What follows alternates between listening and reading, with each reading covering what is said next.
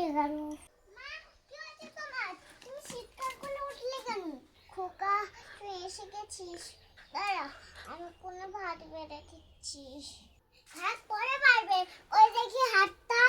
আরে খোকা, কিছু হয়নি আমার, একটু হাতে ফোস্কা পড়েছে, ও ঠিক হয়ে যাবে।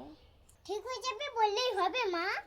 দাও একে হাতটা দাও, কলগেট লাগিয়ে দেই। খোকা, তোমার বৌমা কোথায়? নিশ্চয়ই শুয়ে আছে। দাঁড়াও, আমি দেখাচ্ছি মজা। কি হলো? কোথায় তুমি? একবার তাড়াতাড়ি এদিকে এসো। আরে, এত ব্যস্ত হতে হবে না তোকে। কই, এই এখানে। আমাকে ডাকছিলি? এই, তোমার কি রকম কাণ্ড জ্ঞান? তুমি আমার মাকে দিয়ে রান্না করাচ্ছো আর নিজে ঠান্ডা করে শুয়ে আরাম করছো? খোকা, থাম তুই। মা, তুমি চুপ করো। তোমার আজকালতেই ও মাঠে উঠেছে, আজ তোমাকে দিয়ে রান্না করাচ্ছে, তাই তোমাকে দিয়ে পার্টি পাবে। চুপ করে থাকো, আর করে খেয়াল রাখো তুমি। দেখো হাতটা কিভাবে পুড়েছে। হচ্ছে তোমাকে আমি। খোকা, চুপ, একদম চুপ। আরে আমার কথা শুনবি তো?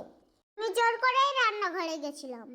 কেন মা, কি দরকার এই গরমে তোমার উনানের ধারা যাবার? এমনিতেই তো হাই প্রেশার। এবার ভালো লাগছে যে তোর আমার প্রতি শ্রদ্ধা ভক্তি ভাবনা চিন্তা আছে, কিন্তু বাবু, ঘরে আরো একটা মানুষ আছে, তারও শরীরে খারাপ ভালো আছে। আমি খুশি হব যদি দেখি বাড়ির বউটার প্রতি ওর এতটুকু খেয়াল আছে। মানে খেয়াল নেই আমার?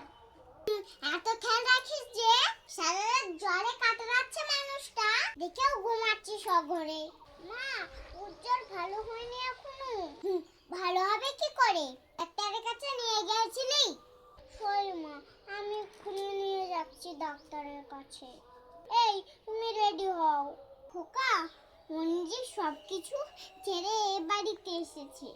এখন আমরা যদি আপন করে না নেই, তবে কি করে ও আমাদের আপন করবে?